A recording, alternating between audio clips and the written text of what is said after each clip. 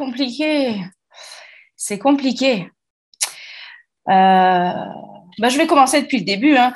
Je dirais que j'ai toujours été une enfant assez enjouée. J'ai eu une enfance assez heureuse, assez heureuse. Euh, à part le fait que j'ai grandi sans mon père, donc ça a été un peu le début des petits soucis. J'ai eu une adolescence assez tumultueuse parce que j'étais pas très très bien dans ma peau. Je me suis sentie toujours un petit peu à l'écart de tout le monde. Et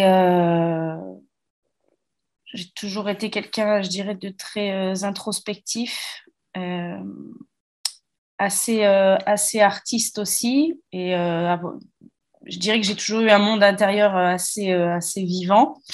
Donc avec des codes sociaux des fois pas forcément faciles.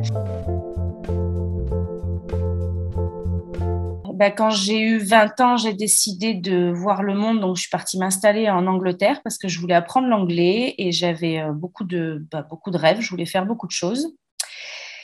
Et, euh, et en fait, ce qui a suivi tout au long de mon parcours à partir de l'adolescence, ça a toujours été les substances parce que j'ai découvert l'alcool assez tôt.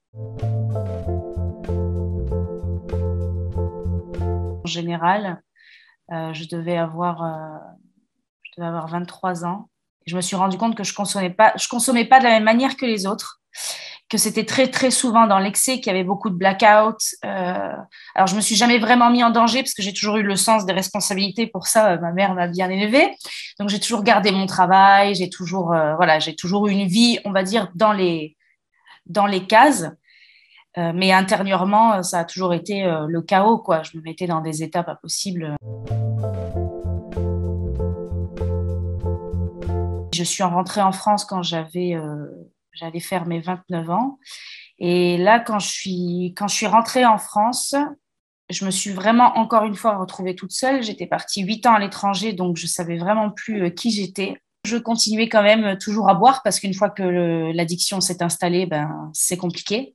Et puis, c'était le dernier petit truc qui me donnait du fun, en fait, dans ma vie parce que j'avais toujours pas trouvé ce que je voulais faire professionnellement et ça continuait à me bouffer vraiment. Et donc, voilà, je prenais la fuite complètement dans l'alcool. Et c'est à partir de ce moment-là, en fait, où j'ai commencé à boire toute seule. C'est à partir de ce moment-là où j'ai commencé à boire toute seule pour pouvoir supporter les soirées d'ennui. Je m'ennuyais beaucoup. Ça a été beaucoup un des problèmes dans ma vie, en fait. C'est que je me suis beaucoup ennuyée parce que je n'arrivais pas à trouver ma voie, en fait. Mon désir le plus cher, ça a toujours été de trouver ma voie, ce que je pouvais faire au niveau professionnel. Et du coup, j'ai continué dans la restauration parce que je n'arrivais pas à trouver ma voie. La différence, elle est dans le fait qu'avant, quand j'ai fait ces thérapies, vous y allez pour un problème parce que vous voulez arrêter l'alcool. Donc, le thérapeute va essayer de travailler avec vous sur l'arrêt de l'alcool. Par exemple, on va faire des rondes d'EFT, on va faire de l'hypnose je vous dis un truc bateau, mais on va faire de l'hypnose sur travailler sur les pulsions de l'alcool. On va travailler vraiment sur l'alcool. Non, il ne faut pas que je boive. Sur l'EFT, c'est pareil. On va faire des rondes. Ces envies de boire, ces envies de boire. On ne travaille pas sur l'envie de boire parce que l'envie de boire, c'est juste un symptôme, en fait. Nous, on est allé travailler sur des choses, des mal-être plus profonds qui déclenchent, en fait, ces envies de boire. Enfin, vous le savez, dans tous les cas, mais on va travailler sur la cause, en fait. On va travailler sur les soucis qu'il y a eu dans la petite enfance. On va travailler sur les blessures, en fait.